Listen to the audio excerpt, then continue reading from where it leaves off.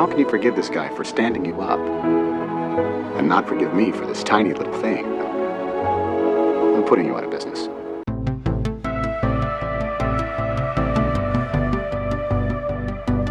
Greetings, guest. Welcome to the Patriarchy, where we explore cinema classics fueled by predictive Hollywood programming and unpack how our favorite characters in cinema got egg all over their faces. I am your commentator, Dom, and tonight we're unpacking You Got Mail. You Got Mail was pitched to the masses as this adorable classic New York City rom-com about two adults exploring the newly budding landscape of online romance. This movie had all of the makings to be a 90s hit. The backdrop is New York City, and we get to see all seasons of it. The talent is Meg Ryan, Tom Hanks, and Dave Chappelle. And it's a love story with its connector being something uncharted back in the 90s, and that's the World Wide Web. So 27 years later, why am I side-eyeing this plot? Because after rewatching it and stripping away the beautiful backdrop of the city, the eloquent scripted writing, those gorgeously massive New York City apartments, I see that this is the story about a woman who gets her ass handed to her by a man. He puts her out of work, not before deceiving her romantically, and when she finds out the truth, she falls for him anyway. I wanted it to be you. I wanted it to be you so badly. Let's start from the beginning. As the movie begins, we see that Kathleen Kelly, played by Meg Ryan, is in a relationship with a very neurotic guy named Frank, who is very anti-technology and thinks that it's the end of the world. Kathleen, aka Shop Girl, on the other hand, is curious, embraces the World Wide Web, and is secretly exchanging witty emails with Tom Hanks' character, NY152, or Joe Fox in real life. So the two of them met in the Over 30 chat room on AOL, and they are both sneaking around on their significant other with each other online. Is it infidelity if you're involved with someone on email? Which is actually a very dark foreshadowing of what would transpire in the future for millions in real life as internet dating and hookup culture gain popularity. But their relationship starts off innocent, nothing too hot and heavy, but they do begin to bond and develop more than friends feelings for each other. I go online, Welcome. and my breath catches in my chest until I hear three little words. They both enjoy the musings of each other's daily soliloquies and grow closer to the softly lit glow of their computer screens and get excited at the warm robotic notification of You've Got Mail. You Got Mail. But there's a twist. They are both competitors, but they don't know this yet. Meg is a hopeless romantic who owns and runs a small, charming bookstore for children named The Shop Around the Corner, which was passed down to her by her mom. She's passionate about her work and believes that it's her purpose to help children grow through the imaginations that are developed through reading. While Joe, on the other hand, is an egocentric guy in real life who manages his family's mega bookstore chain, Fox Books. He's all about the money and takes a lot of pleasure in crushing the little guy by stealing the charm from smaller bookshops while offering deep discounts at his megastore. What are you doing? You're taking all the caviar? That caviar is a garnish.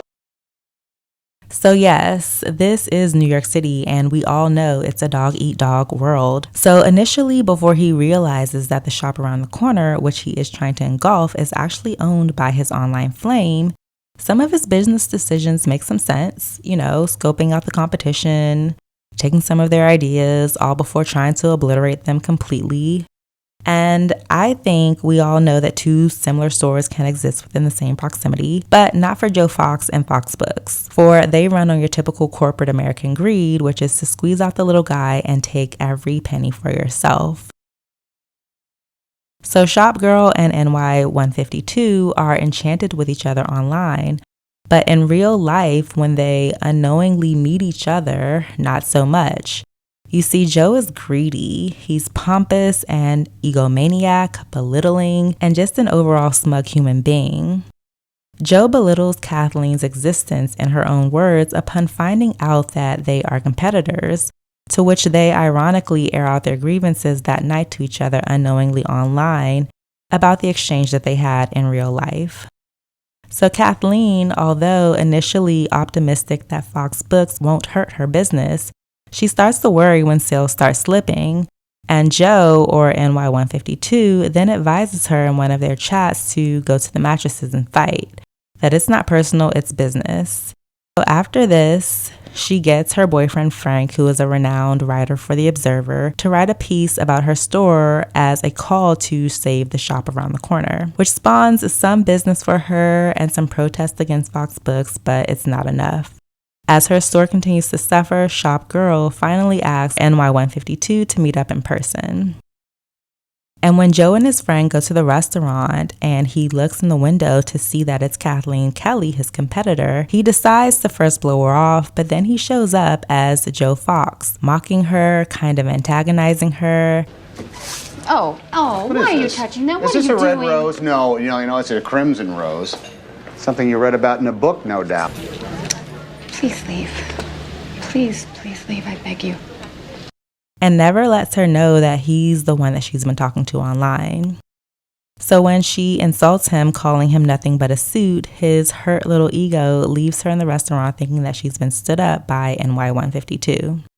Yeah, this story is so romantic, but I get it. You need some tension midway. A great love story needs to have a letdown before it builds itself up to a great romance. So let's continue.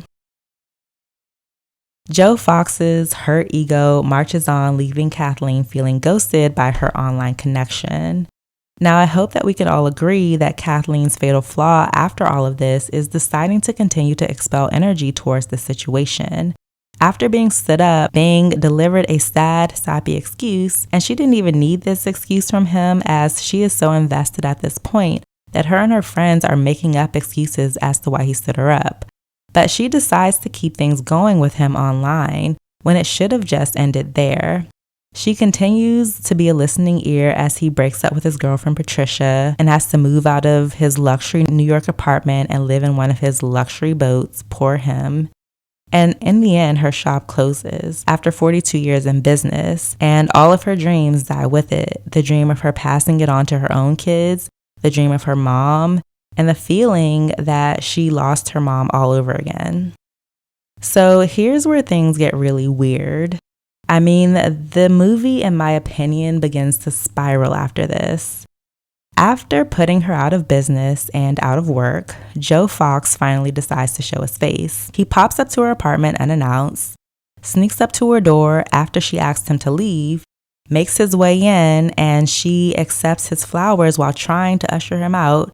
But he stays and lingers, starts going on and on about how great all of her former employees are now that they're at Fox Books.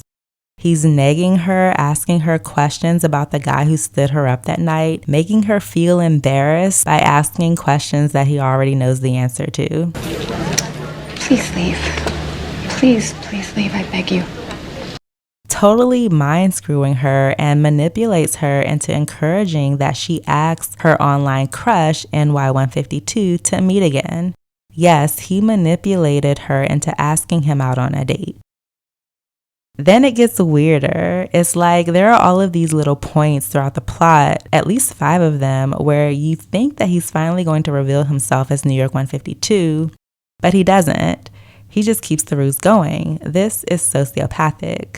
He continues to play 2 characters, Joe Fox and NY152, talking to Kathleen in real life as Joe Fox about her online relationship with NY152.